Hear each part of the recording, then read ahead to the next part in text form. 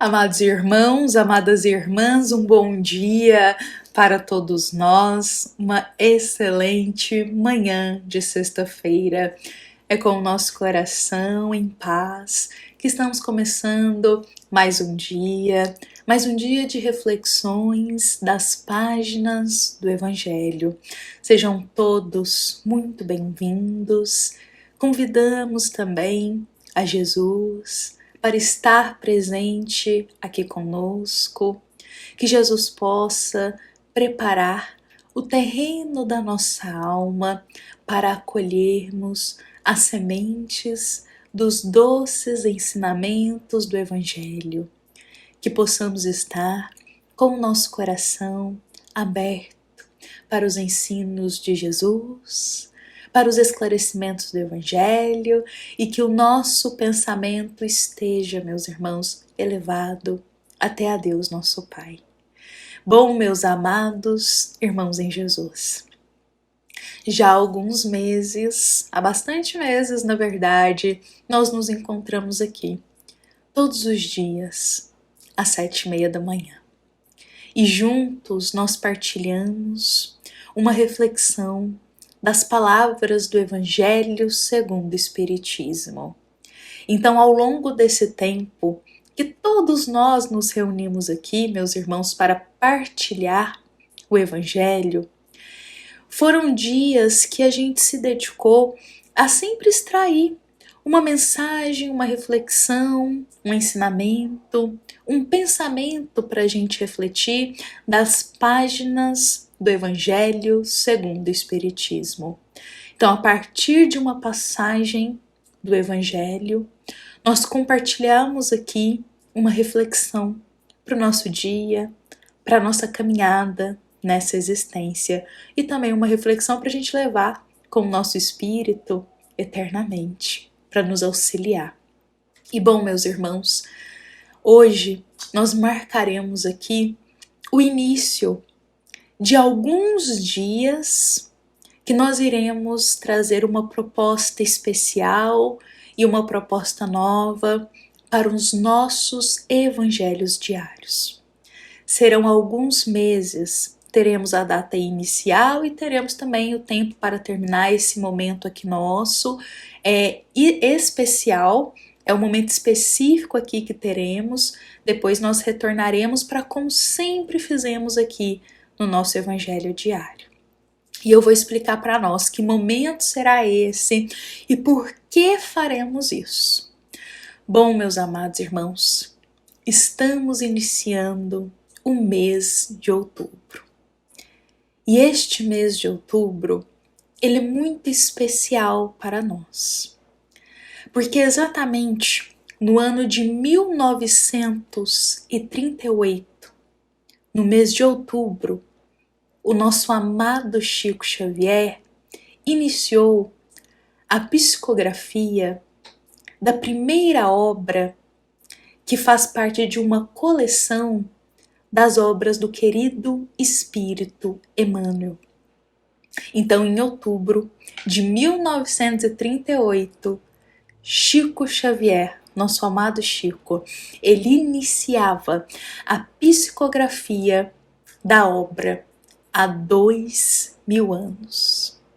E meus irmãos, antes de Chico iniciar a psicografia dessa obra, o teu querido mentor Emmanuel havia o avisado que chegaria o dia que Emmanuel poderia trazer mais luz e detalhes às outras existências dele. E eis que esse dia chega no mês de outubro de 1938, com essa primeira obra que traz luz para uma das existências do querido Espírito Emmanuel, a obra há 2000 anos. Meus irmãos, é esta obra aqui, talvez muitos de nós já conheçam, já teve a oportunidade de mergulhar nessas páginas tão reveladoras, tão cheias de ensinamento para todos nós. Então, meus irmãos, nós trazemos aqui para todos nós, a partir de hoje e por alguns dias, uma nova proposta.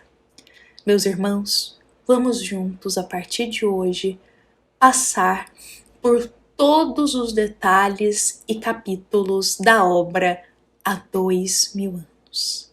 Nós convidamos a todos para que juntos possamos partilhar capítulo a capítulo da obra há 2000 anos.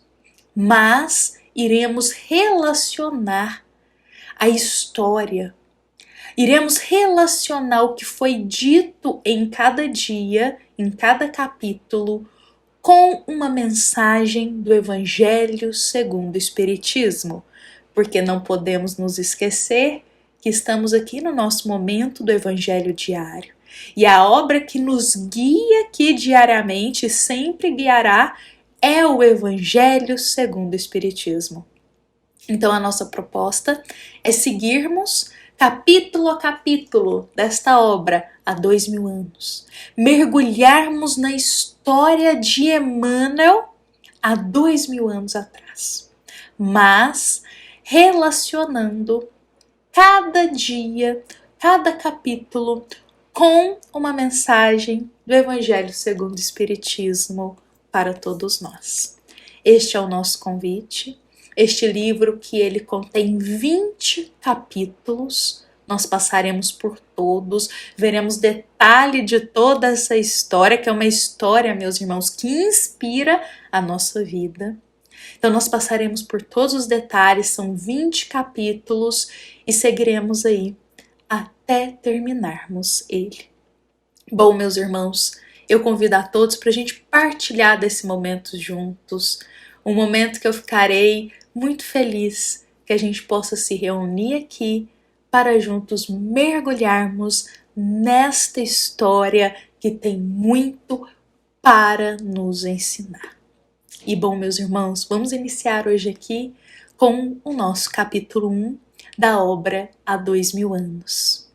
Meus amados irmãos, para começarmos, é importante a gente esclarecer que essa obra aqui, novamente, o Chico iniciou a psicografia dessa obra em outubro de 1938, uma obra ditada pelo Espírito Emmanuel. E é uma obra muito especial porque Emmanuel, ele vai abrir as cortinas das existências dele. Meus irmãos, Emmanuel é um espírito nobre. Emmanuel é um espírito que ajuda a cuidar aqui da pátria, da nossa pátria, o Brasil. Emmanuel é um espírito que já está numa escala evolutiva mais alta. E ele, mentor do nosso amado Chico Xavier, trouxe diversas obras para nós, contendo grandes ensinamentos. E não só isso. Emmanuel tem uma passagem dele no Evangelho segundo o Espiritismo. Exatamente. Allan Kardec, olha quanto tempo tem isso. Allan Kardec já colocava ali uma passagem no Evangelho segundo o Espiritismo que foi ditada pelo Espírito Emmanuel. Então, há quanto tempo? Espírito Emmanuel é um espírito já benevolente, mais evoluído. Só que para ele chegar nesse patamar que ele está de evolução, ele passou por um caminho muito difícil, um caminho árido. Emmanuel, meus irmãos, até ele se tornar esse espírito benevolente, ele passou por diversas existências que o coração dele ainda era muito enrijecido, que o coração dele ainda tinha muito orgulho, muito egoísmo. Mas ele foi se dedicando para ir se depurando, caminhando, e ao longo de muitas existências, aí temos o resultado do trabalho, do sacrifício no caminho do bem, esse resultado de um espírito mais evoluído. Então, meus irmãos, na obra há 2000 anos, Emmanuel vai nos contar sobre uma encarnação dele aqui na Terra. Encarnação essa que ocorreu por volta do ano de 31 em Roma. Quem estava também aqui por volta do ano de 31, meus irmãos? Jesus, o nosso amado Mestre Nazareno. Então, Emmanuel, ele teve uma reencarnação aqui na Terra, que é contada neste livro, não é à toa que se chama Há 2000 anos atrás. Ele teve uma encarnação aqui na Terra, que foi, digamos assim, ao mesmo tempo que Jesus também esteve aqui presente. Só que nessa época, Emmanuel, nessa encarnação, se chamava Públio Lentulus. Então, todas as vezes aqui que nós falaremos Públio Lentulus, lembremos que é uma encarnação de Emmanuel. Tudo bem? Bom, meus irmãos, vamos iniciar essa história. Vamos adentrar aqui nesta vida de Emmanuel. Quem ele era, o que ele fez, o que aconteceu com Emmanuel nesta existência. Nós iremos descobrir as fragilidades dele, a vulnerabilidade do espírito dele.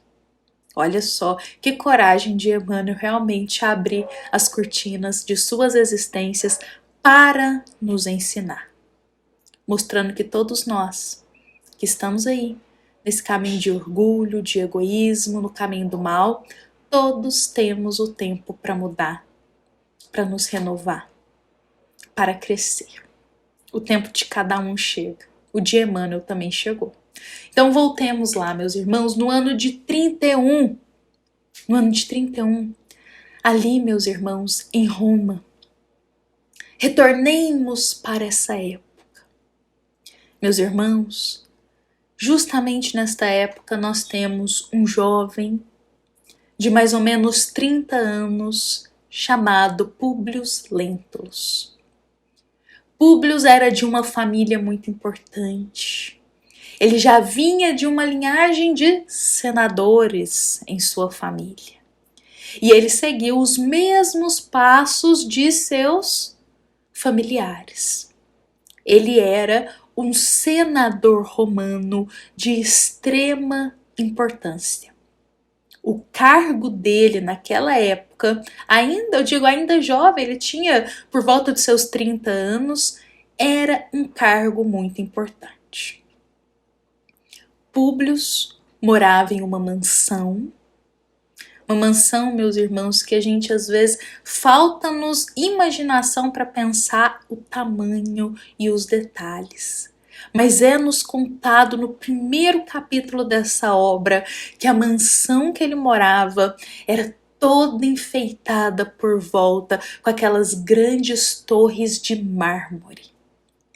E ali naquela mansão, Públio morava com a sua esposa Lívia e a sua filha pequenina chamada Flávia. Certo dia, meus irmãos, ele estava em um jantar com um grande amigo dele, chamado Flamínio.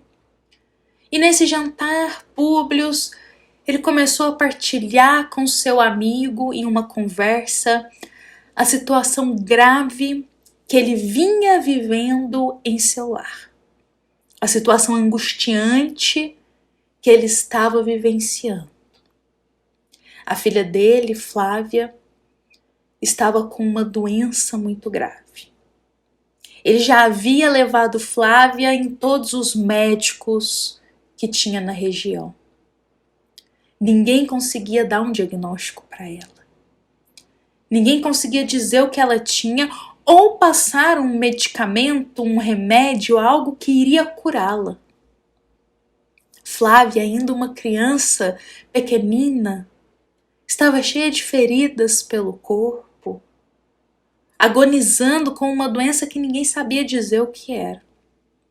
Até que um dia, um médico afirma que ela estava com lepra.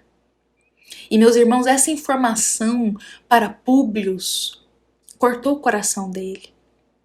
Porque exatamente há 2000 anos atrás, na época que a gente está narrando aqui essa história, quem tinha lepra era excluído da sociedade. era visto com maus olhos, com preconceito. Então as pessoas mais simples, mais pobres, eram muitas vezes até levadas para o vale dos leprosos, aonde todos os leprosos se reuniam e por ali ficavam. Raras eram as pessoas que tinham caridade de ir lá cuidar desses leprosos. Agora, Públio estava enfrentando essa situação. Se o diagnóstico do médico estivesse correto, a filha dele tinha lepra. Mas será que ele teria coragem, meus irmãos, de abandonar a filha dele? Então, muitas questões, imagino, estavam aí conturbadas na mente de Públio. Vendo a filha sofrer, e se fosse lepra mesmo, como a sociedade iria ver isso? Ele que tinha um cargo tão importante, uma doença que não tinha cura na época, como que faria?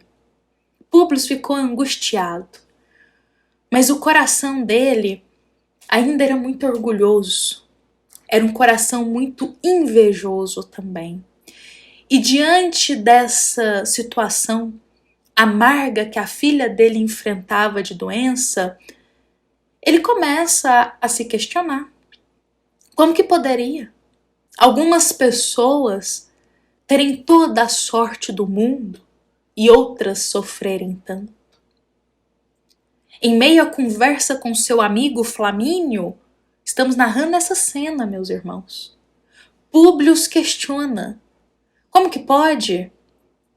Como que pode algumas pessoas terem toda a sorte da vida e outras sofrerem tanto? Como pode a minha filha passar por essa situação? Uma criança tão pequena, por que ela está sofrendo tanto? O coração dele estava, meus irmãos, entristecido em ver a filha dele daquele jeito, mas ao mesmo tempo o coração de Públio lá naquela época era um coração extremamente orgulhoso, invejoso e muito vaidoso. Então ele começa a se questionar, ele acha injusto o que a filha está passando. Injusto uma criança ter uma doença tão grave. Olha, meus amados irmãos, há uma passagem no Evangelho segundo o Espiritismo, capítulo 5, item 6, que harmoniza perfeitamente com este momento aqui, do primeiro capítulo do livro Há 2000 anos. Nesta passagem do Evangelho é-nos dito: que fizeram essas almas que acabaram de sair das mãos do Criador para se verem neste mundo abraços com tantas misérias e para merecerem no futuro uma recompensa ou uma punição qualquer, visto que não hão podido praticar nem o bem nem o mal? Somente a lei da reencarnação, a lei de causa e efeito, para nos explicar. Se a causa não está no presente, com certeza está no passado. Este trecho da passagem do Evangelho segundo o Espiritismo, capítulo 5, item 6. É o trecho, meus irmãos, que vem nos esclarecer justamente a dúvida que podemos carregar de muitas vezes nos depararmos com certas situações na vida e começar a questionar, será que isso é justo? Por que isso está acontecendo? Por que a pessoa que a gente ama está passando por isso? Exatamente. O questionamento de Públio Lentulus do porquê a filha dele estava sofrendo tanto pode refletir aí um questionamento que a gente também faça nos dias atuais. Diante de alguém que a gente ama tanto, diante de uma situação desesperadora, nos questionarmos por que essa pessoa está passando por isso? Por que eu estou sofrendo isso? Por que uma criança tão pequenina enfrenta dores tão profundas? O Evangelho, segundo o Espiritismo, nos explica. Se a causa não está no presente, com certeza está no passado. Pois nos lembremos da lei de causa e efeito. se a justificativa do que a gente passa não está na vida atual, com certeza essa justificativa está numa vida anterior. Algo fizemos, algo solicitamos para passar o que estamos vivenciando hoje. Não há injustiças na lei perfeita de Deus, nosso Pai. Meus amados irmãos, continuando aqui a nossa história, Públio então fica ali, relatando a teu amigo essa situação amarga que ele está vivendo com a filha dele. E ele começa a lembrar de certas teorias que ele andou ouvindo. E aí ele começa a lembrar de uma teoria que ele ouviu sobre um povo hindu, sobre uma crença que eles tinham de que a morte não significava nada, que a vida continuava. Ou seja, Públio está falando aí de reencarnação. E ele ouviu sobre isso em algum momento, essa crença dos hindus. E aí ele questiona Flamínio se ele acreditava. Ele questiona o seu amigo Flamínio naquele momento, será que realmente tem isso da gente ter várias vidas? Será que realmente existe isso de após a morte a gente continua vivendo? Isso talvez justificaria o que está acontecendo com a minha filha? E seu amigo Flamínio logo corta esse assunto e diz que não acredita nisso, que isso é coisa irrelevante. Mal sabia Flamínio de que realmente, após a morte, a vida continua. Após a morte do corpo, a vida do espírito continua. Públio então está tentando achar uma resposta para o que está acontecendo com ele. Tentando aí lembrar de certas teorias do que pode acontecer. E aí, diante da resposta de Flamínio, que ele fala, não, a vida é só aqui, só agora, Públio decide contar um sonho que ele teve. Um sonho que angustiou muito o coração dele. E que talvez seja um sonho revelando uma das existências dele. E isso tem o deixado angustiado. O sonho foi tão verdadeiro, com tantos detalhes, que ele ficou angustiado. E ele irá contar para Flamínio este sonho. E meus irmãos, amanhã nós daremos continuidade a essa história. Amanhã partilharemos que sonho foi esse que Públio contou para Flamínio. Que talvez seja um sonho revelando sobre outras existências.